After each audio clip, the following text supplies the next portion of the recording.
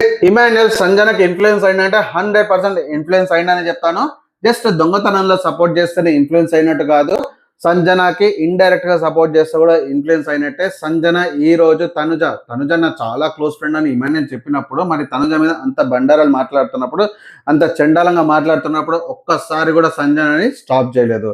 అంతేకాకుండా కళ్యాణ్ సంజనని నామినేట్ చేస్తే ఎందుకు నీకు అంత కోపం వస్తుంది? సంజన కూడా రైట్ పర్సనే కదా, ఏమైనా ఎంటర్టైన్మెంట్ ఇస్తుందా, ఏదైనా టాస్క్ 100% ఆడుతుందా? ఏది ఉండదు.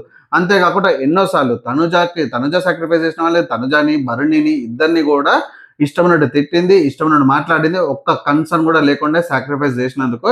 సో ఇవన్నీ పాయింట్స్ కదా, ఇవన్నీ కనబడట్లేదు ఇమాన్యుయల్కి. అంటే జస్ట్ దొంగతనంలో చేస్తుంటేనే సపోర్ట్ చేసినట్ట, ఇవన్నీ కరెక్ట్ పాయింట్స్ కదా. సో 100% ఇమాన్యుయల్ సంజనకి సపోర్ట్ చేస్తున్నాడు, ఇన్ఫ్లుయెన్స్ అయిపోయినాడు. అంతేకాకుండా ఇమాన్యుయల్కి కళ్ళు నెత్తికెక్కాయి సక్సెస్ వచ్చాక. అంటే తన గేమ్ తనని అంతకుముందు ఫస్ట్ 5 ఎపిసోడ్స్ 6 ఎపిసోడ్స్ లో వచ్చేసి తన గేమ్ తను ఆడుకుంటూ వెళ్ళిపోతున్నా అందుకే అందరికి ఇమాన్యుయల్ నచ్చిండు. బట్ ఇప్పుడు అలా కాదు, ఇప్పుడు స్ట్రాటజీస్ ప్లే చేస్తున్నాడు, స్ట్రాంగ్ ప్లేయర్స్ వెళ్ళిపోవాలని చూస్తున్నాడు, వాళ్ళ ఫ్రెండ్స్ ఉండాలని చూస్తున్నాడు. సో గ్రూప్ గేమ్ ఆడుతున్నాడు, స్ట్రాంగ్ ప్లేయర్స్ వెళ్ళిపోవాలని స్ట్రాటజీస్ ప్లే చేస్తున్నాడు.